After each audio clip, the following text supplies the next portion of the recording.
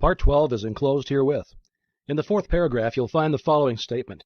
You must first have the knowledge of your power, second, the courage to dare, third, the faith to do. If you concentrate upon the thoughts given, if you give them your entire attention, you'll find a world of meaning in each sentence, and will attract to yourself other thoughts in harmony with them, and you will soon grasp the full significance of the vital knowledge upon which you are concentrating. Knowledge does not apply itself. We as individuals must make the application, and the application consists in fertilizing the thought with a living purpose. The time and thought which most persons waste in aimless effort would accomplish wonders if properly directed with some special object in view. In order to do this, it is necessary to center your mental force upon a scientific thought and hold it there to the exclusion of all other thoughts. If you've ever looked through the viewfinder of a camera, you found that when the object was not in focus, the impression was indistinct and possibly blurred. But when the proper focus was obtained, the picture was clear and distinct. This illustrates the power of concentration. Unless you can concentrate upon the object which you have in view, you will have but a hazy, indifferent, vague, indistinct, and blurred outline of your ideal, and the results will be in accordance with your mental picture. So now, Part 12. There is no purpose in life that cannot be best accomplished through a scientific understanding of the creative power of thought. This power to think is common to all. Man is because he thinks. Man's power to think is infinite. Consequently, his creative power is unlimited. We know that thought is building for us the thing we think of and actually bringing it nearer. Yet we find it difficult to banish fear, anxiety, or discouragement, all of which are powerful thought forces, and which continually send the things we desire further away, so that it's often one step forward and two steps back. The only way to keep from going backward is to keep going forward. Eternal vigilance is the price of success.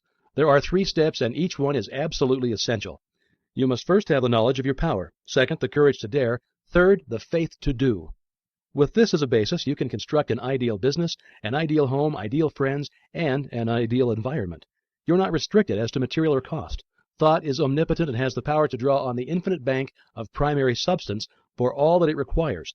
Infinite resources are therefore at your command. But your ideal must be sharp, clear-cut, and definite. To have one ideal today, another tomorrow, and a third next week means to scatter your forces and accomplish nothing. Your result will be a meaningless and chaotic combination of wasted material. Unfortunately, this is the result which many are securing, and the cause itself is evident. If a sculptor started out with a piece of marble and a chisel and changed his ideal every 15 minutes, what result could he expect? And why should you expect any different result in molding the greatest and most plastic of all substances, the only real substance? The result of this indecision and negative thought is often found in the loss of material wealth. Supposed independence, which required many years of toil and effort, suddenly disappears. It is often found then that money and property are not independence at all. On the contrary, the only independence is found to be a practical working knowledge of the creative power of thought. This practical working method cannot come to you until you learn that the only real power which you can have is the power to adjust yourself to divine and unchangeable principles. You can't change the infinite, but you can come into an understanding of natural laws. The reward of this understanding is a conscious realization of your ability to adjust your thought faculties with the universal thought which is omnipresent.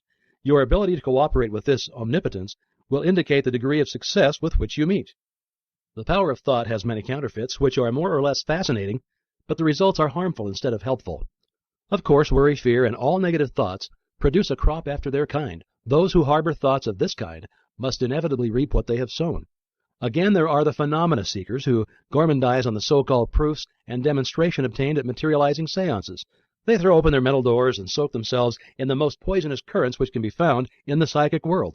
They don't seem to understand that it is the ability to become negative, receptive, and passive, and thus drain themselves of all their vital force, which enables them to bring about these vibratory thought forms. There are also the Hindu worshippers who see in the materializing phenomena which are performed by the so-called adepts a source of power, forgetting or never seeming to realize that as soon as the will is withdrawn, the forms wither, and the vibratory forces of which they are composed vanish. Telepathy or thought transference has received considerable attention, but as it requires a negative mental state on the part of the receiver, the practice can be harmful. A thought may be sent with the intention of hearing or seeing, but it will bring the penalty attached to the inversion of the principle involved. In many instances, hypnotism is positively dangerous to the subject as well as the operator. No one familiar with the laws governing in the mental world would think of attempting to dominate the will of another, for by so doing he will gradually, but surely, divest himself of his own power. All of these perversions have their temporary satisfaction, and for some a keen fascination. But there is an infinitely greater fascination in a true understanding of the world of power within. A power which increases with use is permanent instead of fleeing, which not only is potent as a remedial agency to bring about the remedy for past error or results of wrong thinking, but it's a prophylactic agency protecting us from all manner and form of danger, and finally is an actual creative force with which we can build new conditions and new environments. The law is that thought will correlate with its object and bring forth in the material world the correspondence of the thing thought or produced in the mental world. We then discern the absolute necessity of seeing that every thought has the inherent germ of truth, in order that the law of growth will bring into manifestation good, for good alone can confer any permanent power. The principle which gives the thought the dynamic power to correlate with its object and therefore to master every adverse human experience is the law of attraction, which is another name for love. This is an eternal and fundamental principle, inherent in all things, in every system of philosophy, in every religion, and in every science. There is no getting away from the law of love. It is feeling that imparts vitality to thought. Feeling is desire, and desire is love. Thought impregnated with love becomes invincible. We find this truth emphasized wherever the power of thought is understood. The universal mind is not only intelligence, but it is substance, and this substance is the attractive force which brings electrons together by the law of attraction so that they form atoms. The atoms, in turn, are brought together by the same law and form molecules. Molecules take objective forms, and so we find that the law of love is the creative force behind every manifestation, not only of atoms, but of worlds, of the universe, of everything which the imagination can form any conception.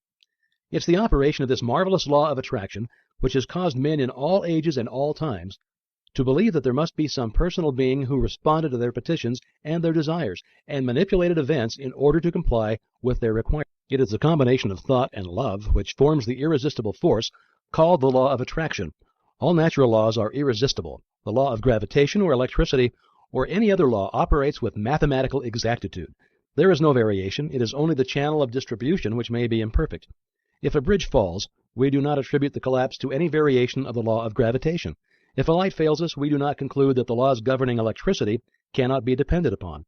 And if the law of attraction seems to be imperfectly demonstrated by an inexperienced or uninformed person, we're not to conclude that the greatest and most infallible law upon which the entire system of creation depends has been suspended. We should rather conclude that a little more understanding of the law is required, for the same reason that a correct solution of a difficult problem in mathematics is not always readily and easily obtained. Things are created in the mental or spiritual world before they appear in the outward act or event by the simple process of governing our thought forces today. We help create the events which will come into our lives in the future, perhaps even tomorrow. Educated desire is the most potent means of bringing into action the law of attraction. Man is so constituted that he must first create the tools or implements by which he gains the power to think. The mind cannot comprehend an entirely new idea until a corresponding vibratory brain cell has been prepared to receive it. This explains why it is so difficult for us to receive or appreciate an entirely new idea. We have no brain cell capable of receiving it. We are therefore incredulous. We do not believe it. If, therefore, you've not been familiar with the omnipotence of the law of attraction and the scientific method by which it can be put into operation, or if you've not been familiar with the unlimited possibilities which it opens to those who are enabled to take advantage of the resources it offers, begin now and create the necessary brain cells which will enable you to comprehend the unlimited powers which may be yours by cooperating with natural law. This is done by concentration or attention. The intention governs the attention. Power comes through repose. It is by concentration that deep thoughts, wise speech, and all forces of high potentiality are accomplished. It is in the silence that you get into touch with the omnipotent power of the subconscious mind, from which all power is evolved. He who desires wisdom, power, or permanent success of any kind will find it only within. It is an unfoldment. The unthinking may conclude that the silence is very simple and easily attained, but it should be remembered that only in absolute silence may one come into contact with divinity itself. We may learn of the unchangeable law and open for himself the channels by which persistent practice and concentration lead to perfection. This week, go to the same room, take the same chair, the same position as previously. Be sure to relax. Let go, both mentally and physically. Always do this. Never try to do any mental work under pressure. See that there are no tense muscles or nerves, that you are entirely comfortable. Now realize your unity with omnipotence. Get into touch with this power. Come into a deep and vital understanding, appreciation, and realization of the fact that your ability to think is your ability to act upon the universal mind, and bring it into manifestation. Realize that it will meet any and every requirement, that you have exactly the same potential ability which any individual ever did have or ever will have, because each is but an expression or manifestation of the one. All are parts of the whole. There is no difference in kind or quality, the only difference being one of degree.